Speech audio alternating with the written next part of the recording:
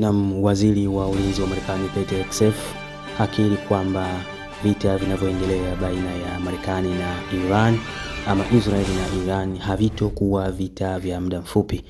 Akisema maneno hayo ndani ya ikulu ya Marekani akiwa na president wa Marekani President Donald Trump ana kwa ana na waandishi wa habari na wakuu wa usalama pamoja na wakuu wa nchi. Amelihutubia taifa na kusema kwamba vita vinavyoendelea Mashariki ya Kati baina ya Marekani pamoja na Iran havitoweza kuisha kwa muda mfupi. Ni vita ambavyo vitachukua muda mrefu, lakini ushindi mkubwa utapatikana kwa taifa la Marekani. Ni ukweli usiofichika kwamba Iran wana jeshi kubwa na jeshi la kisasa ambalo linaweza kupambana na nchi nyingi, lakini sio kwa Marekani. Kwa maana wanatazama namna gani ya kuweza kuimiliki anga kwa 100%, na sasa wameshaweza kuimiliki anga kwa 80%.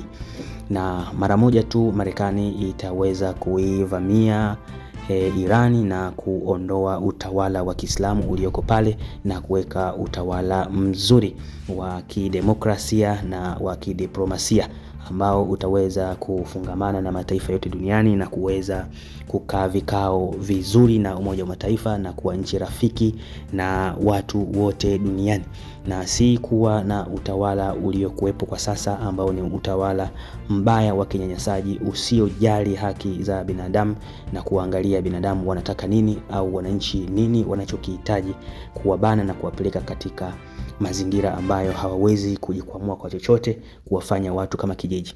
Hegseth amesisitiza kwamba Marekani ina mpango mkakati mzuri wa kuweza kushinda vita hii japokuwa itachukua muda mrefu.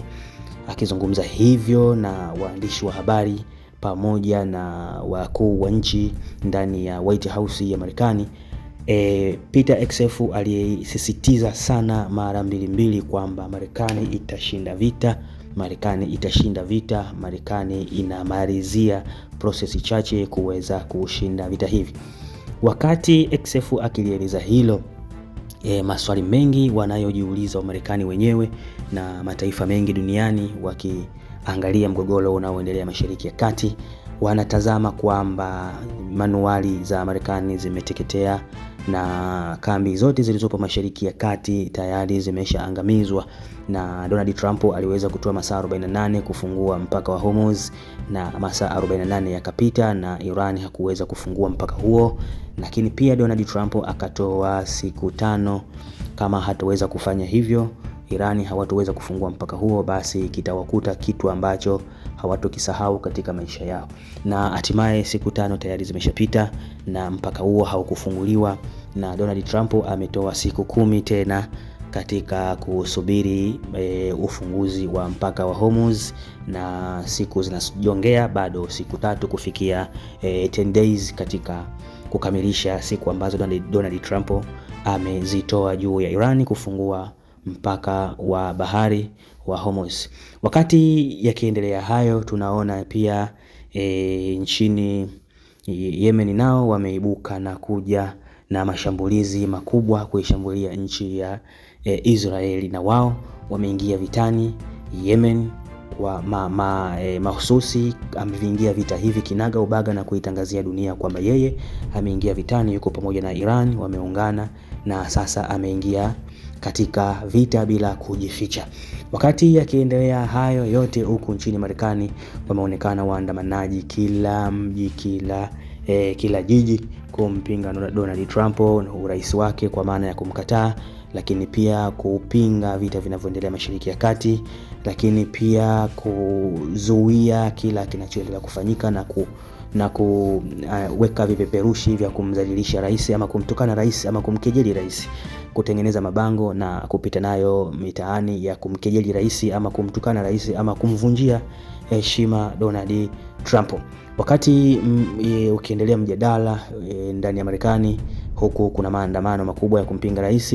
Wakati ukiendelea mjadala, waziri wa ulinzi akiyasema hayo, huku Mashariki ya Kati Yemen nao wanaongezeka katika kuingia katika vitani. Wakati wakiyasema hayo, mpaka bahari unakamilika, siku 10 bado haujafunguliwa.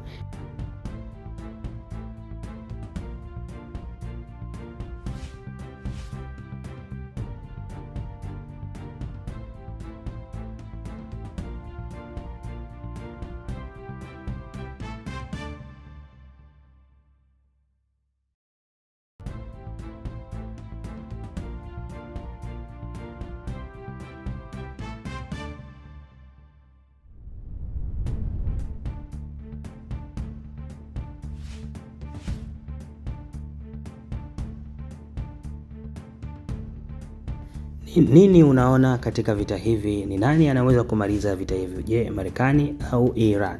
Naomba komenti yako.